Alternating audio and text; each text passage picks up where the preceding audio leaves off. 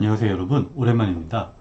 오늘 영상에서는 쇼그렌 증후군 환자분들께서 코로나에 감염이 된다면 어떤 후유증이 많이 남는지, 그리고 4주 이상 지속되는 후유증 발생 위험이 얼마나 높은지 알아보고, 코로나 감염이 쇼그렌 증후군 질병 활성에 어떤 영향을 줄 수 있는지 논문을 통해 최근 지견을 리뷰해 보겠습니다. 이 영상을 통해서 쇼그렌 증후군 환자분들은 바이러스 감염의 위험성에 대해 다시 한번 주의를 더 기울일 수 있게 되고, 치료 중 새롭게 증상이 발생한다면 그 원인 중에 감염이 있다는 사실을 이해하시고 증상 관리에 도움이 될 수 있길 바라면서 영상을 시작해 보겠습니다. 이번 영상은 크게 세 가지 주제를 다뤄보겠습니다. 첫 번째로, 쇼그렌 증후군 환자가 코로나 감염이 되면 코로나 후유증이라고 불리는 롱 코비드 발생 위험이 높아지게 됩니다. 코로나 후유증이라고 불리는 롱 코비드는 감염 이후 4주가 지나도 관련 증상이 계속되거나 다시 재발한 경우를 말합니다. 만약 12주 이상 지속된다면 포스트 코비드라고 부르고요. 이 단계에 들어간 분들은 회복이 쉽지 않다고 보고되고 있습니다. 2024년 6월 발표된 자마 연구에 의하면 미국의 경우 코로나 감염 이후에 후유증으로 고생하는 분들이 전체 환자 중 약 7%에 해당된다고 보고되고 있습니다. 남성보다는 여성이 8.6%로 높고 50세에서 64세 미만인 경우가 가장 발병 위험이 높다고 보고되고 있습니다. 인종별 차이도 있는데요. 백인보다는 아시아인에서 발생 위험이 훨씬 적습니다. 2021년 제한된 대표적인 롱 코비드 증상은 총 53종류로 피로감과 머리가 맑지 않고 집중이 안 되는 브레인 포그가 가장 많았고, 호흡기와 신경계, 소화기, 이비인후과, 안과, 근골격, 혈액 림프, 피부 모발, 비뇨기에도 다양한 후유증이 남을 수 있게 됩니다. 일어난 코로나 감염의 후유증들은 면역세포가 활성화되면서 자가 면역성 염증이 높아지고 염증성 사이토카인 레벨이 높아지면서 발생한다고 추정되고 있습니다. 2021년 4월 빅데이터 쇼그렌 컨소시엄의 모든 센터를 대상으로 코로나에 감염된 쇼그렌 증후군 환자분들을 모집했습니다. 총 132명의 1차성 쇼그렌 증후군 환자를 후양적으로 추출해서 평균 138일 4.5개월 동안 그 경과를 관찰해 보았습니다. 빅데이터 쇼그렌 컨소시엄은 2014년도 설립된 국제다기관 레지스트리로 전세계 5개 대륙의 주요 임상연구센터의 기존 임상 데이터를 통합하여 운영하고 있습니다. 스페인과 이탈리아, 프랑스와 영국, 스웨덴, 미국의 가장 많은 환자들이 포함되어 있고, 한국의 206명의 쇼그렌 증후군 환자들도 포함되어 있습니다. 이 연구에 참여한 132명의 코로나 감염 쇼그렌 증후군 환자들의 평균 연령은 54.8세였고 여성이 95.5%였습니다.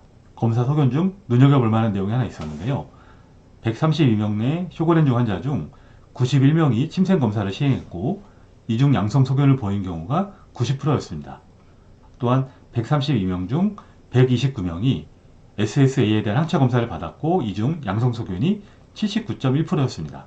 SSA 음성인 20.1%는 조직 검사를 통해서 확진받았다는 것을 보여주는 데이터였습니다. 만약 쇼그렌 증후군 검사를 위해 대학병원을 찾았는데 침생 생검을 하지 않은 상태에서 혈액 검사, 즉 ANA와 SSA가 음성이라고 나왔다고 해서 쇼그렌 증후군이 아닐 것이라고 추정한다면 약 20%의 환자분들의 진단을 놓칠 수 있다는 사실을 확인할 수 있는 데이터였습니다.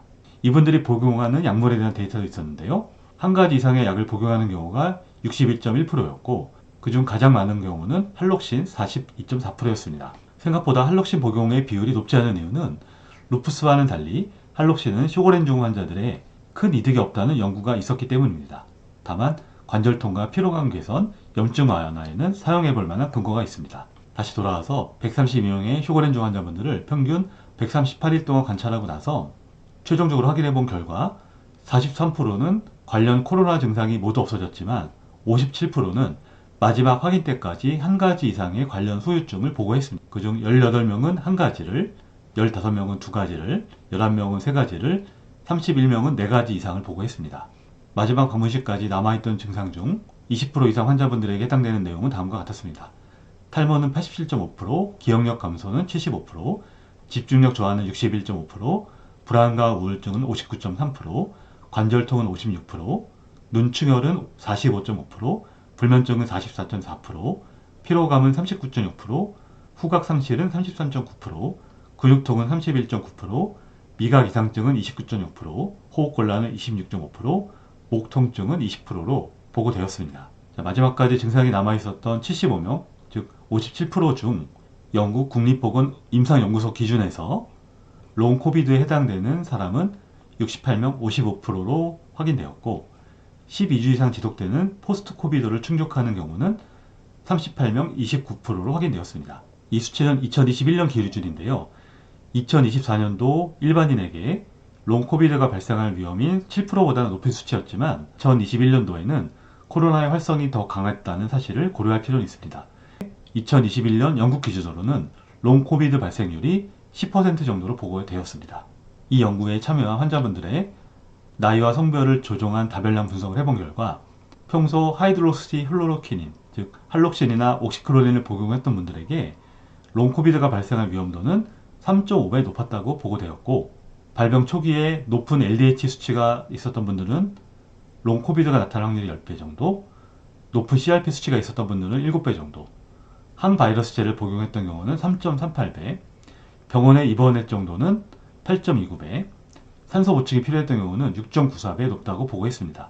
할록시를 복용했던 경우나 코로나 감염 초기에 위와 같은 항목에 노출된 경우는 4주 이상 지속되는 후유증이 나올 확률이 높기 때문에 좀 더 많은 주의를 기울일 필요가 있겠습니다.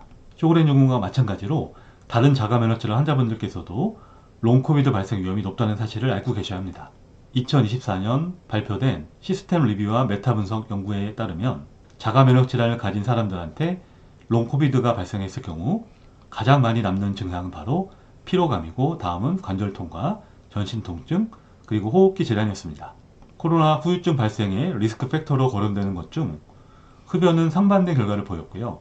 평소 스테로이드를 복용했던 경우는 롱 코비드가 발생할 위험도가 약 5배가 높았고, 사이클로포스포마이드를 복용했던 경우는 11배 정도, 할록신을 복용했던 경우는 2.25배 높다고 분석했습니다. 또한 코로나 감염 당시 림프구 감소증이 있었던 경우는 3.17배, 폐렴이 동반된 경우는 10배 정도의 후유증 발생 위험이 보고되었습니다.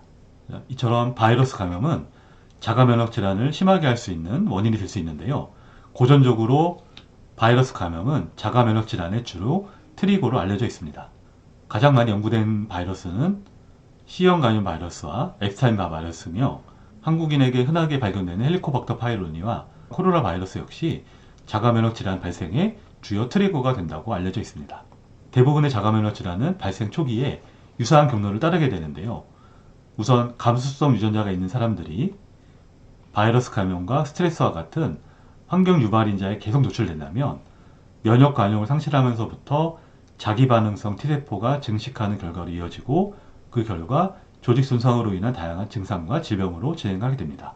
이러한 환경 유발인자는 한두 번으로 병으로 이어지는 경우도 있지만 대부분의 경우는 여러 번의 트리거가 누적되면서 점진적으로 진행하는 경과를 보이게 됩니다.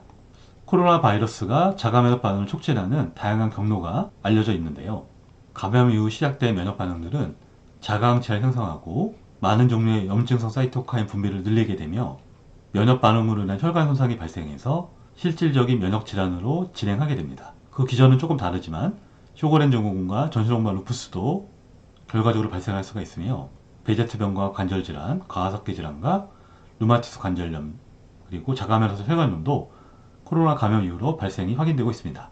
쇼그렌 증후군의 경우 바이러스 감염 이외에도 박테리아 감염과 백신, 호르몬 변화, 비타민 D 부족, 스트레스, 그리고 유기용매와 다양한 환경 유발 물질에 노출되면서 자기 반응성 염증이 시작될 수 있습니다. 오늘 영상을 요약해보면 코로나 감염은 쇼그렌 증후군의 주요 트리거 중 하나가 될 수 있다는 사실을 확인했고요. 쇼그렌 증후군 환자분들은 코로나 후유증 발병 위험이 일반인보다 높다는 사실도 확인했습니다. 특히 앞서 언급한 여러 가지 위험 요소가 있는 경우는 더욱더 감염 예방에 신경을 쓰셔야 하며, 만약 코로나 감염된 이후에 그 관련 증상이 4주 이상 지속될 때에는 반드시 적절한 치료를 받으셔야 하겠습니다. 감사합니다.